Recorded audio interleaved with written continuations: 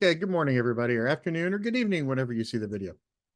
I wanted to talk a little bit today about uh, being a writer or creator in some fashion, whether that's artwork or writing or whatever.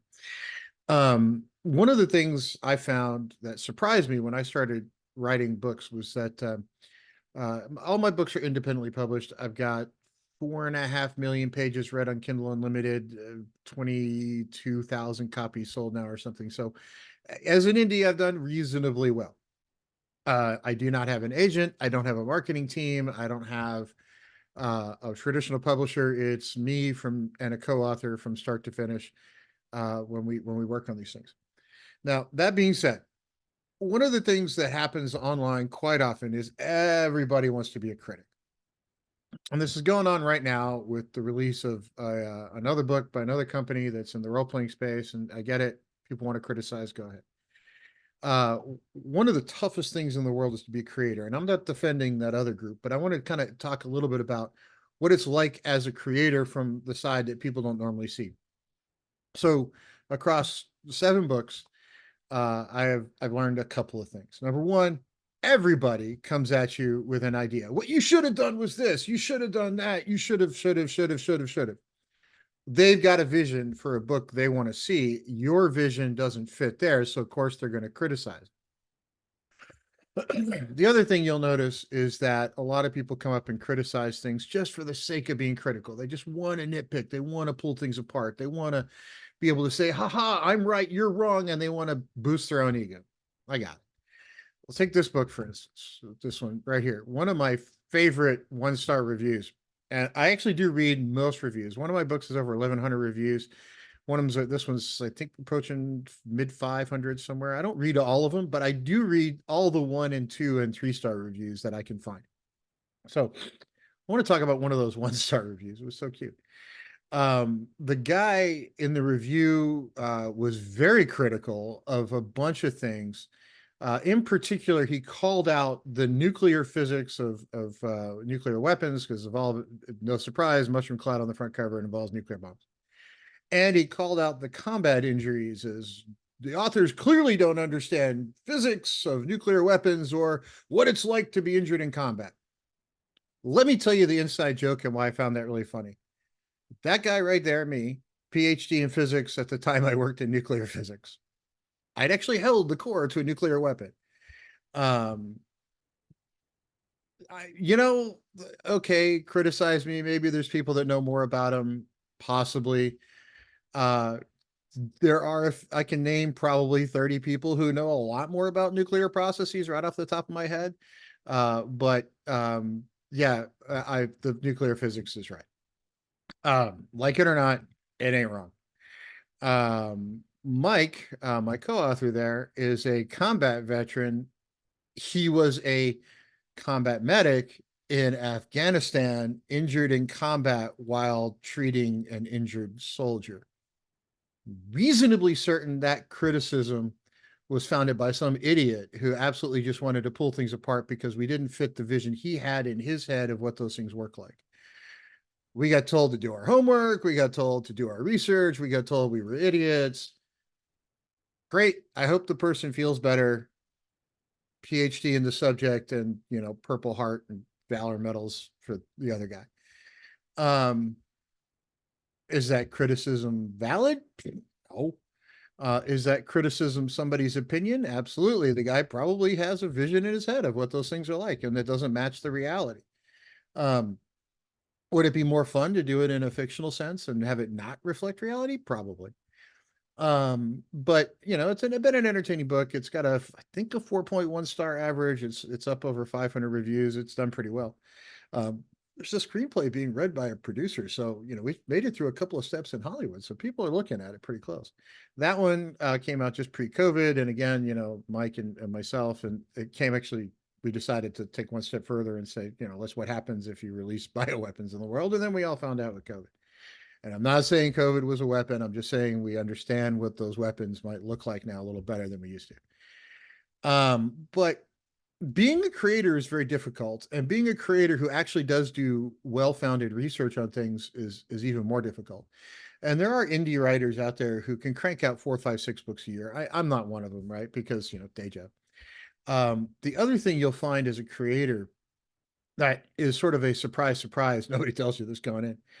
There are a lot of people with their hands out. There are a lot of people that will come up and tell you what you need to do. Oh, you need better art. You need better chapter art. You need interior art. You need to have a human do this. You need to have somebody else do that. These covers were done by a human artist, but they're not uh, Larry Elmore. They're not, they're not those kind of, let's sit down with an oil and canvas. And, this is a much less expensive version of cover art, but it's one that I think works well for the book. We didn't go off and commission oil paintings to do it. There are people who will tell you, oh, you need to have paid beta readers and paid this and paid that and paid these other people. There are a lot of people with their hands out when you're a creator going, hey, pay me and I'll help you and I'll help you. All of those people, very few of them are actually going to help you sell your product at the end of it. They will, however, work greatly at increasing your cost to produce that product, which means it's going to be a lot longer before you break even. And honestly, I enjoy reading books, writing them. I do enjoy. It's very hard to do. It takes a lot of time. And even when you look at how do I keep the cost under control, you still look at a while before you break even. And I don't do it because I just want to sit down and write a book. That was probably true in the first one. Yeah, I do enjoy it. But if I'm going to lose money doing it, I'm not going to do it. Right. I'm hoping to actually make a little money at it. God forbid that actually happen. But I'm hoping to not lose money at it at least. But all the people that come at you all have these ideas and all want this paycheck and they all want it to be guaranteed up front before you see a dime. So as a creator, you have to ignore a whole lot of shit. Okay. So one of the things I see happening online is we like to rip shit apart before we even open the cover. We want to look at it. We want to criticize it just for the sake of being critical. And that kind of crap is just getting old. And what you're doing is chasing creators out of the field, and you're going to be left with people who are the ones that got that guaranteed check up front, which is not going to be terribly creative because it's going to be something that was done at the behest of someone who ran a polling sample, and you're going to wind up with nothing but like Marvel movies for the next 50 years. Some of the Marvel movies are great. Some of them are turn the crank. Let's just, we know the formula that works. Let's do another one. And same thing with Star Wars. We've kind of gotten to the point with Star Wars. We're very creative in the beginning. Now it's turn the crank, throw out more content, spit it out as fast as you can, and take advantage of that market. And some of it has kind of lost that edge. But the more critical you are, the more you chase out and just berate and beat up the creators, and the more people that get their put their hand out and want that guaranteed upfront, make a shitload of money. I had one person that wanted to charge me $5 a page to edit a book. You know what that would cost I mean, do the math, right? It's $2,000 or something to edit it. And everybody goes, oh, you can't edit yourself. Well, yeah, between 3 college degrees and a couple college degrees and a lot of time we can actually edit ourselves. It's fine. Are there still a couple of spelling errors in the book and maybe a grammar error or two? Probably. I found a couple of grammar errors in a Stephen King book the other day, and he has 28 people going through his before they go out. So stuff sneaks through. It just does. It's just part of the process. But one of the things I would urge people to do is that if you're going to spend your entire life being critical of other people's creations, create something of your own. Put that energy into something original, and then try to put that out in the world. Try to get other people to look at it. Try to get other people to see it. And the one thing for me that really drives me to write another book, and actually I'm working on one right now too, actually, is when I see people like with this one and with this one right here. This book has over 1,000 Amazon reviews, like a 4.3 star average. When people write me emails and say, I really enjoyed your book, that to me is the reason I go write more of them, right? And I wanted to keep doing this because hopefully there'll be some financial returns someday so I can, pay bills. And also because I actually got to help people escape their lives for a few minutes. But when you go out there and just beat up creators who do this, and you're not doing it for a lot of money, you're chasing the people who are the cutting edge people right out of the damn industry. So everybody's allowed to say whatever they want. Everybody's allowed to think whatever they want. But I'm telling you, people are riding it off the rails at this point. So think before you criticize. At least take the time to read it before you criticize. I have found people who have criticized my work and others who had clearly not read the book. I've had people leave negative comments on social media who have clearly not watched the video that I put out.